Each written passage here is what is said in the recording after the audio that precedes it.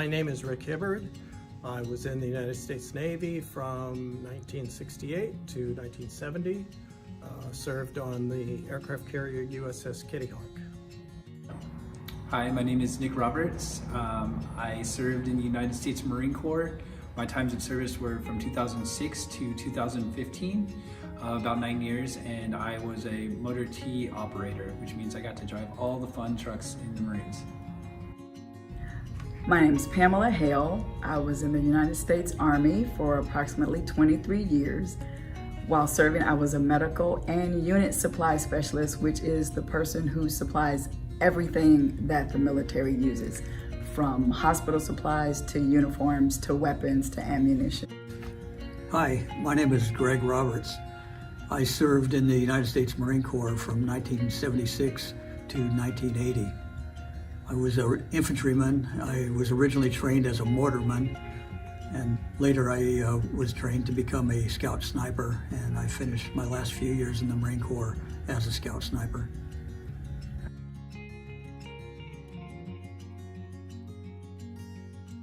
You get in some really difficult situations, especially you're either just coming out of high school or coming out of college, and you've never had to deal with situations where you either fix the situation or you could get seriously hurt, or consequences for some type of disciplinary action are great. But yeah, you learn to live by the seat of your pants.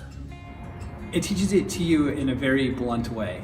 Determination is something that you will see by being able to not limiting yourself. So your body is capable of a lot of amazing things, but our minds let us know, like, hey, maybe we should stop. Being in the military teaches you to turn that switch off with your mind telling you no, when you really can continue to keep going or continue on whatever mission or whatever operation that you're doing. It was a growing up process. It grew me up, taught me responsibility.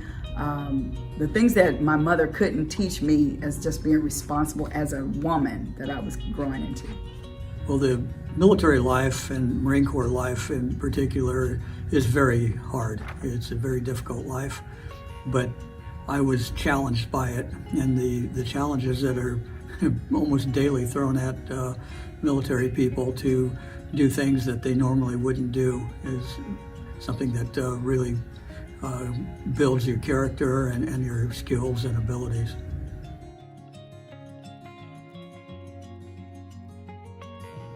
That we're not human. I can tell you how many times we're like, oh, you can do that because you're a Marine, you can do that. And it's like, well, yeah, I probably could, but still, I'm a human. I think that's kind of a misconception. People often think if you join the military, you're just serving to go to war. And they train you to shoot, and you're gonna go in another country and you're gonna fight.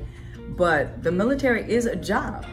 You learn skills that you can use when you get out, and you get to travel, you get to see new things and meet new people. But you do train to fight, but there's a life outside of just fighting. So and you just wear a uniform every day, all day.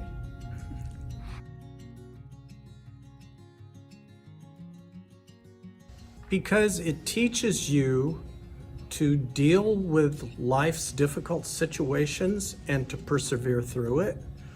Having a military that's able to quickly respond to difficulties throughout the world is of unique importance, and so many countries have no ability to project power around the world like the United States does. And so having a professional and skilled military is vital to our national defense.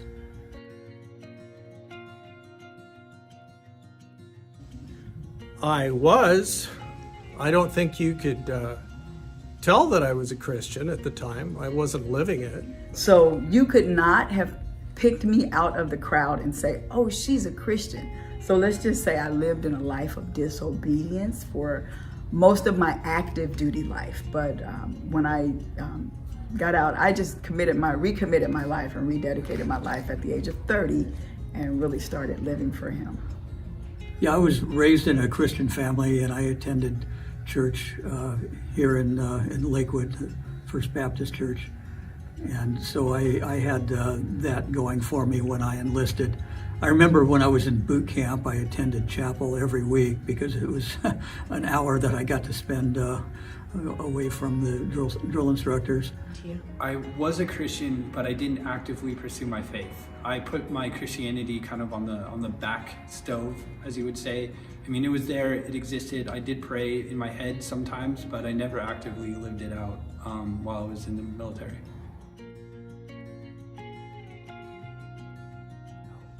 You learn to deal with adverse situations and to do it successfully.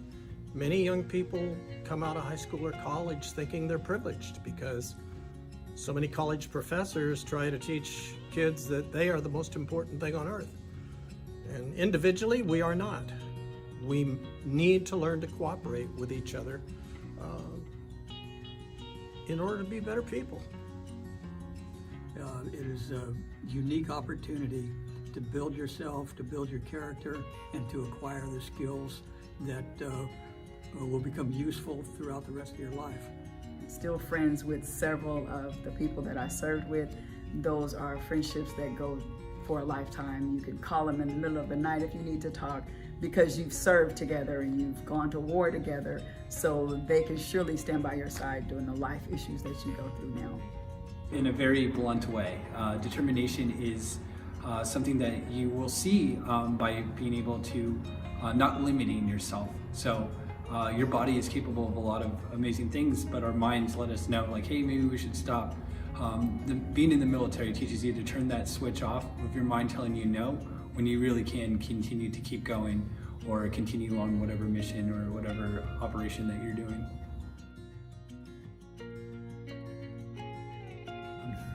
Being a veteran, and this is a day to honor people who have served in our military. And to me, being a veteran, it represents someone who put on hold everything important in their life to go and serve their country. Oh, I'm so patriotic. I love this country, red, white, and blue. I sometimes get emotional when I hear the national anthem. Like, it means something special to me because, you know, when you actually serve for the idea of freedom for everybody that's out there, no matter what they believe in, it means a little bit more that you actually put your hands on it. You got your hands dirty to make sure that was something that you can continue to live by.